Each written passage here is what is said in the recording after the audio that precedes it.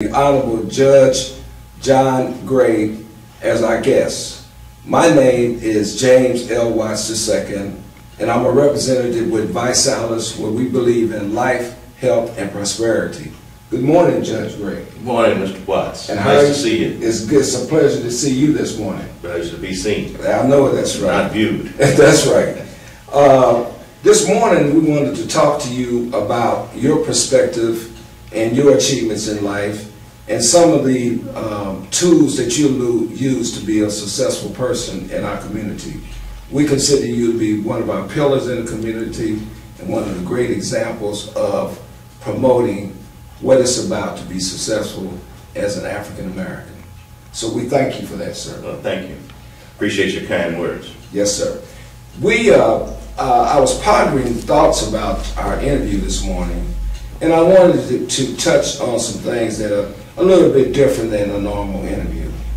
And such topics or thought process is thoughts can become things. I know that sometimes our young people will get raveled up in something positive and something negative, and those thoughts that they have in their mind can become things and get legs on it to lead them to something positive, negative. Can you give us a response about thoughts become things? I've heard philosophers talk about be careful what you think because thoughts become actions. Right. Be careful your actions because actions become your habits. Your habits become your reputation. Your reputation becomes your character. And so those types of things, I try and impart that to youth as I encounter them and to young lawyers beginning their careers and that type of thing. It's difficult to build a reputation, but it's so easy to tear one down. That's right. You know, a lot of times we have happy thoughts and we have good, sad thoughts. And I contend that the business that I'm in, when I'm dealing with people, something good is going to happen every 30, 60, 90 days. Something good, something bad, something happy, something sad. Talk to me about happiness, how it relates to the behavior and the attitude and the thought process with our young people. Yeah. Jimmy, I wish I had some original thoughts on that, but I rely very much on things that I was taught. That's all we can do. And one of the things that I was taught is that happiness is not about acquiring what you want, but more so about wanting the things that you have and being content in your circumstance and then always giving thanks for whatever your circumstances are. We think in terms of we've received something that we want, whether it's a job or a new possession or something of that nature, but we also have to keep in mind that we should give thanks in all circumstances. That's right. That we encounter in That's life. right. And so that's what I learned. It's not original with me, but I heard a fella say one time, I went to Sunday school before I went to high school. That's right. So lessons that we learn from very young, Sunday school on up, are the types of things that we need to carry into our daily lives and impart to others as we come along. You know, Judge, I would like for you to elaborate a little bit more on this happiness and happy thoughts, happy attitudes, as it relates to our kids who play sports, and as well as the happiness that a person can have in academically as well. Because to be a good athlete, I think you need to be a good academic person as well. Well, that is very true. There are basic eligibility requirements for kids who play interscholastic sports. Mm-hmm. Those who aspire to go to Division I or Division II or even Division III, there are academic requirements for admission to college. Mm-hmm. ACT, SAT scores have to be at a certain level. Grade point average has to be at a certain level. And I think going forward, you'll see a lot more emphasis on not only performance or ability to perform in the arena, but also what your character is and what type of citizen you're going to be. I think as you look toward the future, you're going to see fewer and fewer Dennis Rodmans in the NBA. Mm-hmm. You're going to see fewer and fewer Metta World Peace in the NBA because the owners are selling a product, the league is selling a product, and they want people of the highest character possible. Mm-hmm. The National Football League, Major League Baseball, I think we're going to see fewer and fewer of these acting out characters because that detracts from the ability of the owners to deliver a product to the public that the public will consume. You know, they talk about baseball, apple pie, and motherhood, and the American flag. Right, right. Well, what they mean is that they want a certain type of character, a certain type of behavior that's expected throughout Major League Baseball so it can continue to be America's pastime, or Major League Football, NFL football, so that the people who compete can be considered as good citizens in addition to good players. Mm-hmm. This happiness, I think, has to be surrounded and be a part of our young people's life, because you and I both know if you travel to other places outside the United States and inside the United States, there can be some adversities in some of those folks' life, or not even compared to some of our conditions that we have here. And so they should be inspired to be happy about life, not happy about your situation, but happy with a spirit of making a change. Very true. I had the experience 5 years ago to travel to Asia for the first time. Okay. And it was a very eye-opening experience because I never realized the levels of affluence and the levels of poverty. That's right. That you find in Asia, at least that I found in Asia. I was in the Philippines, and I had never before seen families living on the street. I've seen individuals, you see a man or a woman walking around town, you can say, well, they're homeless, but these were whole families with multiple children living on the street in refrigerator boxes in downtown Manila. So as we think of our circumstances here in America, we can talk about the realism of American racism is still real, the realism of bigotry, the realism of class against class, but I still believe that in spite of all that, we're still in a country where if you put forth effort, if you play by the rules, as the president would say, you have the opportunity to overcome whatever circumstance you find yourself. And that ability to do that is truly an inspiring opportunity that our young people have. I mean, regardless of class, regardless of race, regardless of gender, and all those things, we have the ability to be a success in whatever circumstance we find ourselves. Now, being a success, that doesn't mean everybody's going to end up like Bill Gates or Mark Zuckerberg. Absolutely. Or Warren Buffett. Right. But it does mean that we have the ability to live a fruitful, satisfying, productive, and happy life. Well, and also it might be a part of how our youth invest their 10,000 hours. That's true. And so that's the luck of the draw for even a Bill Gates, is how we invest our time. And I believe, Judge, that having a happiness or happy thoughts based upon where you are right now, and then surrounded with positive thoughts, because if you inspire your mind with negative thoughts, negative happiness, no contentment, you can end up in a funk that you never would imagine that you want to go. You know, Judge, this is a thought. The thought is that a lot of our athletes in prior years was not able to go to Division I. And I recruited at Florida A&M and North Carolina A&T for 6 years, twice a year. And what I thought about is that a lot of our kids not being educated with the right thoughts or focusing in on Division I as sports, but not really focusing in on education in sports. So I think that there are a lot more opportunities for some of our kids to participate in sports in some of the HBCUs who are not getting the center stage of talent like we used to do. Because if you know, before, we couldn't go nowhere else. You understand? Right. And so we congregated to the HBCUs, and they provided the foundation for us to be where we are now. And for some of these guys to be with Reebok and all these endorsements, it was that hard gridiron, that hard canvas, Converse, and some of these HBUs running up and down the floor. Can you? Well, one of the things that I love about HBCUs is not just the opportunity to participate in sports, but HBCUs have provided students, athletes, non-athletes, they provided students with a sense of tradition, with a protective environment where faculty are committed to your success. That's absolutely right.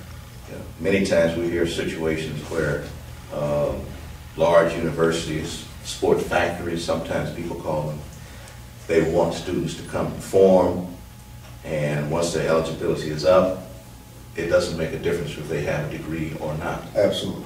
And so I encourage our young people to look at HBCUs and smaller schools generally, because there's typically a commitment to the student's success among everything else. Now, let me say this to you. If you're good, you're good.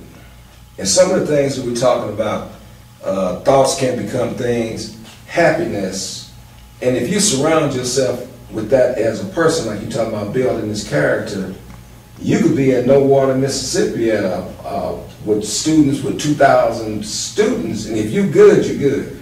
Very true. Sometimes student athletes have to decide whether they want to be a big fish in a small pond or a little fish in a big pond. Right, right. You know, I guess the thing is to get into the pond, you know, and swim around, whether you're big or little. That's right. Take advantage of the opportunities to compete, right, and also take advantage of the opportunities to prepare yourself for life after sports. Because I've never seen any athlete outrun Father Time. No. And so there's a point at which your basketball days or your football running days or your baseball hitting days are going to be over. Right. Once again, I'm drawing some wisdom that I learned. We hear many tragic stories about athletes who make a lot of money and end up broke. Right. And we're not talking about broke when they're 80, 85 years old. We're talking about broke when they're 35 and 40 years old. Right. So the lesson has to be learned that it's not about how much money you make, it's about how much money you keep. Right, right. And the ability to live within one's means, to make sound decisions, those are things that they can only learn by observing others who have been successful.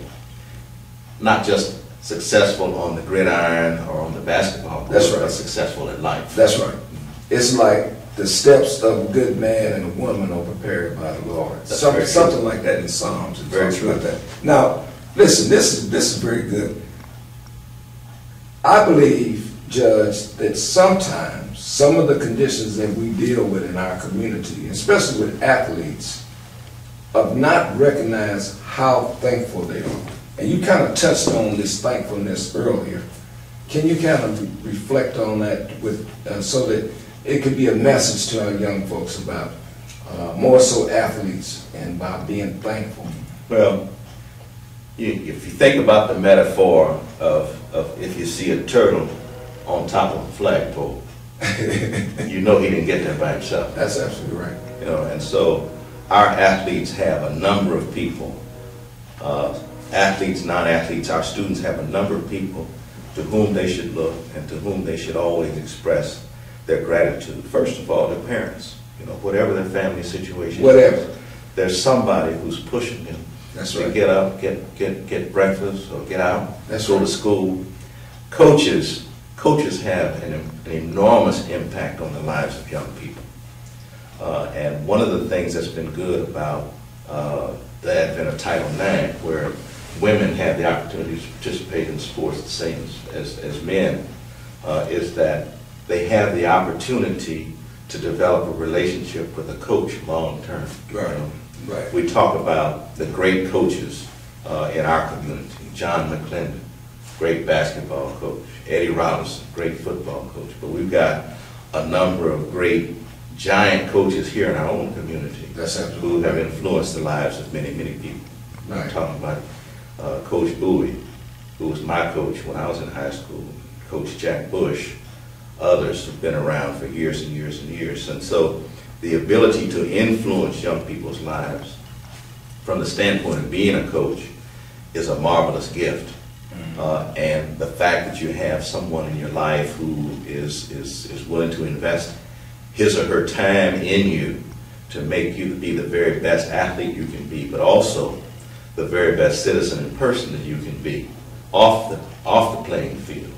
Those are the types of things that young people need to realize in the moment, to realize how important that person is in their life. So we're talking about parents, you know, whatever the parental situation is, teachers, coaches, especially, because really a coach, football coach, basketball coach, really has more time with an individual student athlete than a classroom teacher does during the course of the year. Because they have opportunities to do things like travel together, to win together, to lose together, and learn from losing. And all of those things go into shaping a personality, shaping an athlete, and shaping a character for life after athletics. You know, there is a lot of information out now about not so much in winning, and they're talking about, I'm hearing more stuff about having the right attitude about losing. Not to accept loss, but having the attitude about losing so that you can turn it into a winning spirit. They also talk about, I hear more stuff talking about not just being grateful for just the little bitty things you have, or the big things, but everything that you have, and that you should express thoughts of gratitude and thankfulness in your heart continuously. And I think that's not taught to a lot of our kids. I don't know of any athlete that enjoys losing. Right.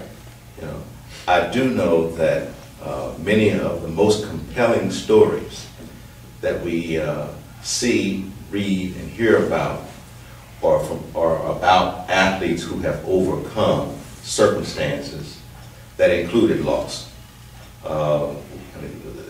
The old saying, "No cross, no crown." Right. You know, if you haven't really experienced the struggle to overcome circumstances, right, you know, coming from behind to win, or at least coming back from an injury.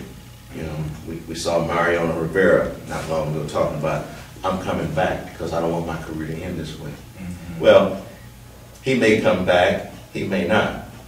But his circumstances are such that he has the internal fortitude that he wants to continue to compete and express that. We see his career winning games. Well, a very significant part of his career right now is going to be outside the limelight. Mm-hmm. It's going to be outside the spotlight. It's going to be very lonely, and it's going to show a story of how you overcome circumstances. Because I mean, for the next year or so, there will be no winning for Mariano Rivera. You know, that's not to say that what he's done up to this point is not great. It's very great. I understand he's the greatest reliever of all time. And so some say, well, why don't you just pack it in at this point?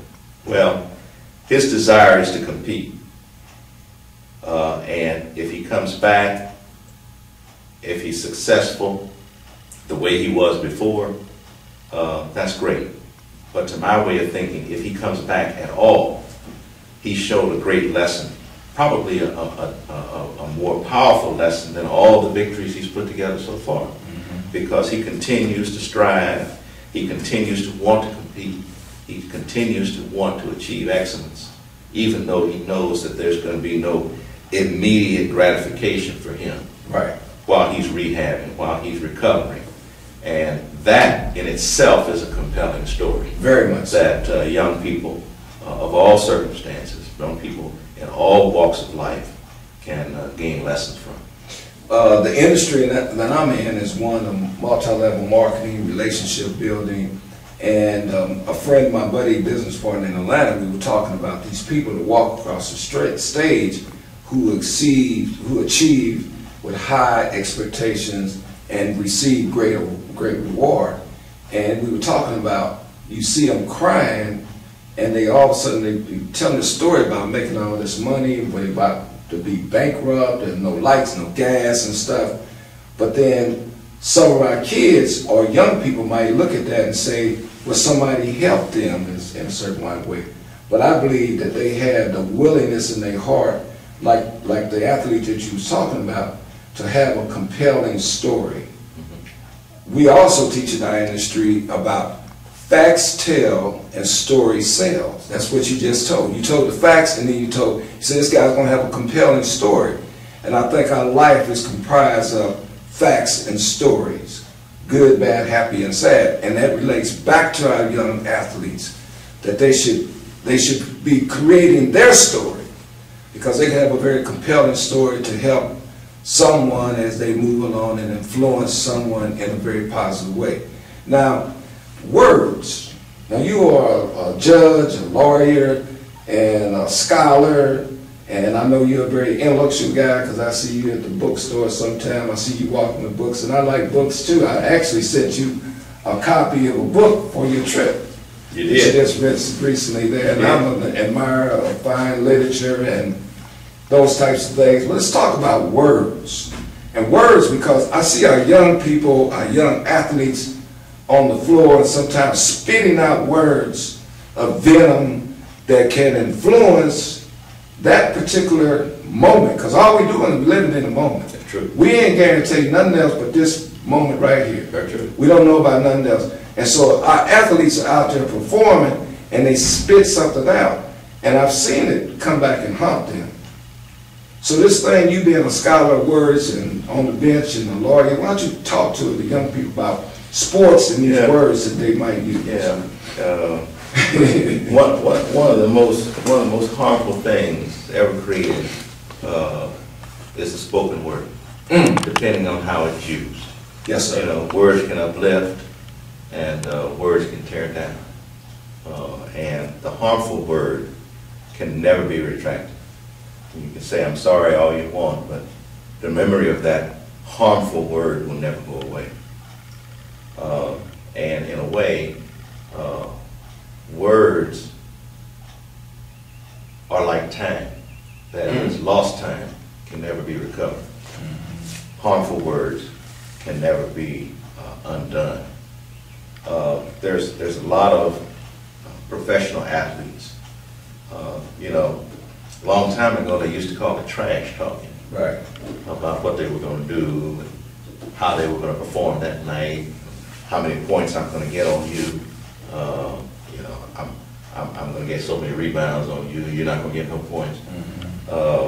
You know, it started out, I guess, in good fun as a way to what they used to call psych out your opponent. Right.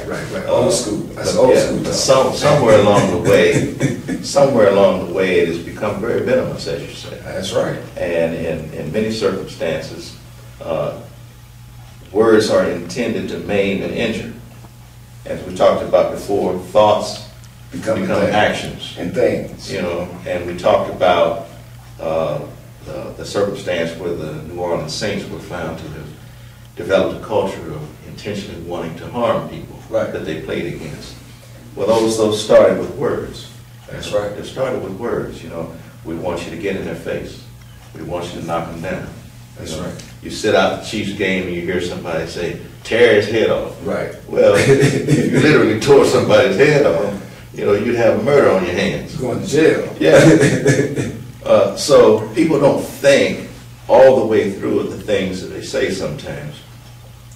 And seeing professional athletes do that sometimes influences amateur athletes. There you go. And it begins to influence recruiters, coaches.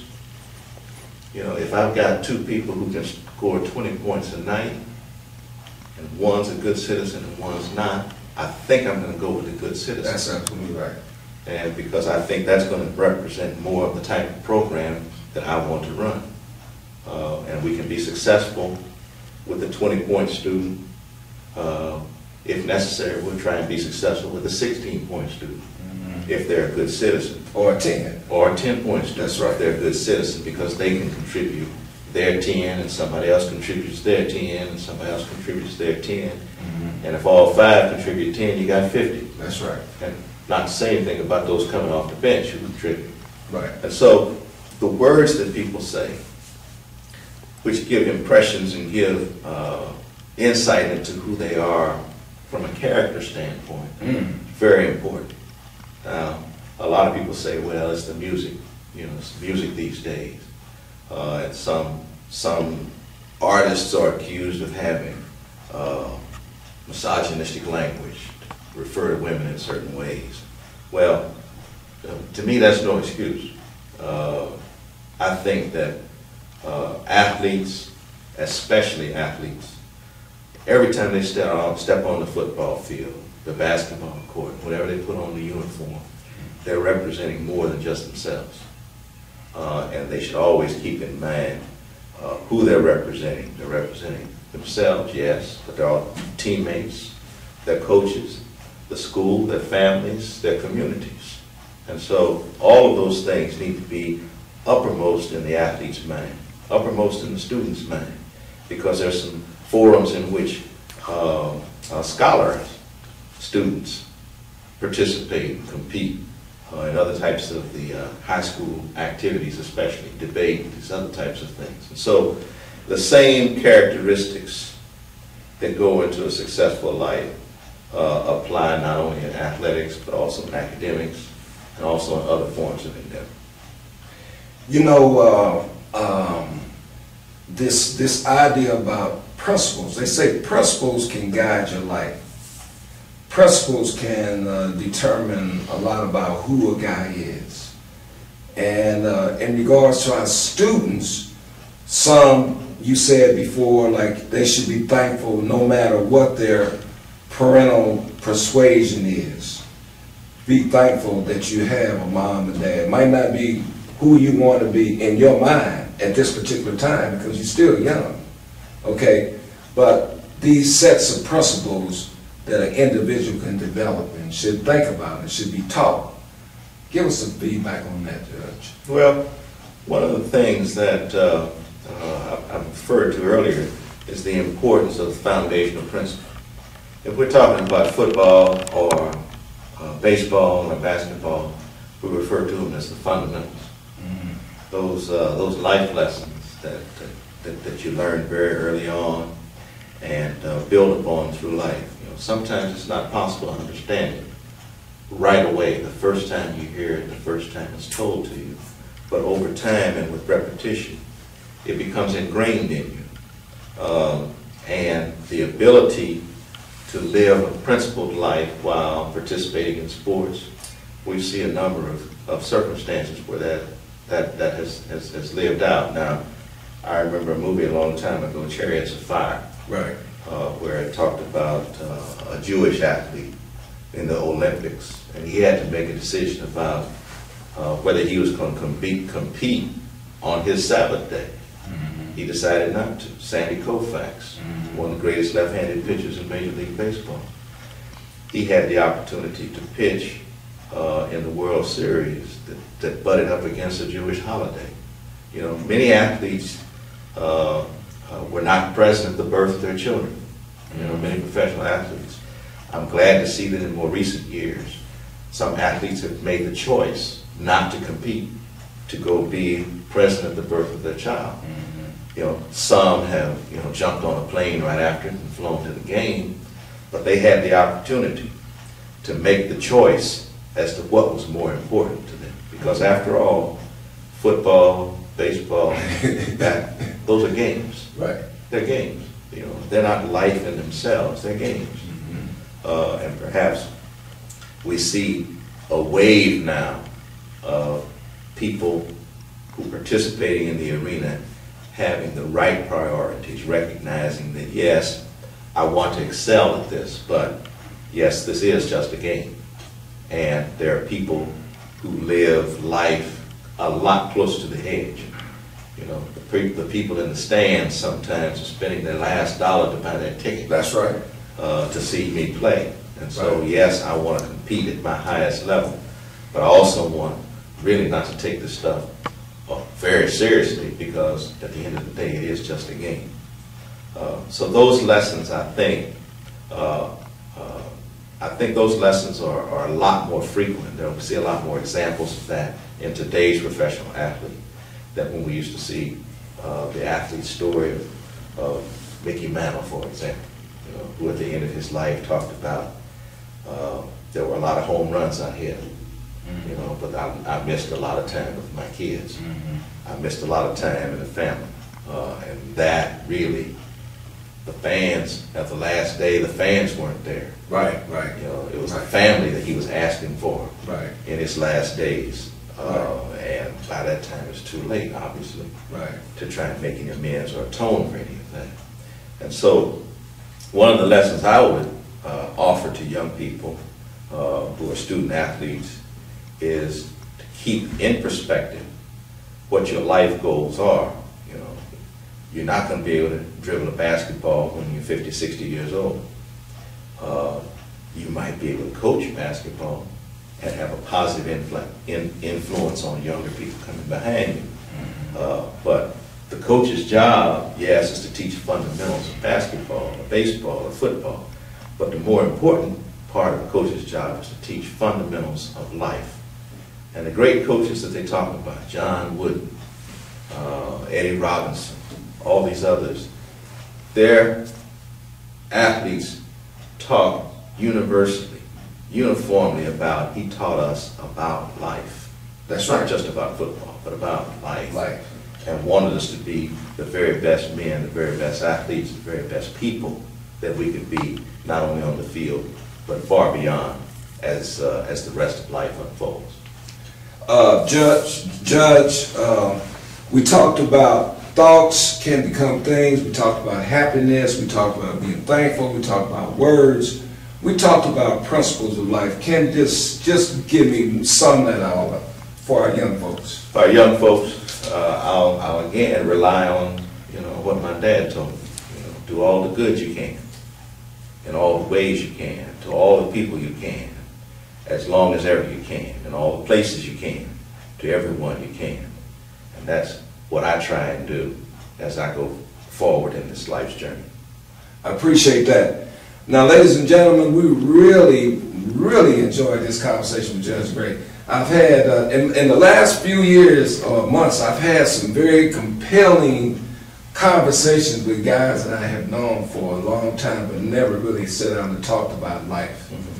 And I think that our fathers before us, they used to sit down and talk about life. And I really appreciate you today and look forward to doing this again. Thank you very much for having me. And also, we want the Kansas City community and the folks around the United States to start supporting coach organizations. Cascade Sports presently is promoting the City of Fountain Coaches organization, and it's on the drawing board right now. And you can contact Mr. Carlos Nelson with Cascade Sports, and he can tell you more about it. But it's the brainchild of Carlos Nelson to bring coaches together so that they can have a foundation of information and communication and fraternity, have a fraternity of brotherhood and sisterhood so that we can help our kids. Always believe this. I was taught this in the Cub Scouts 50 years ago. I'm very proud to be an Eagle Scout, I might say.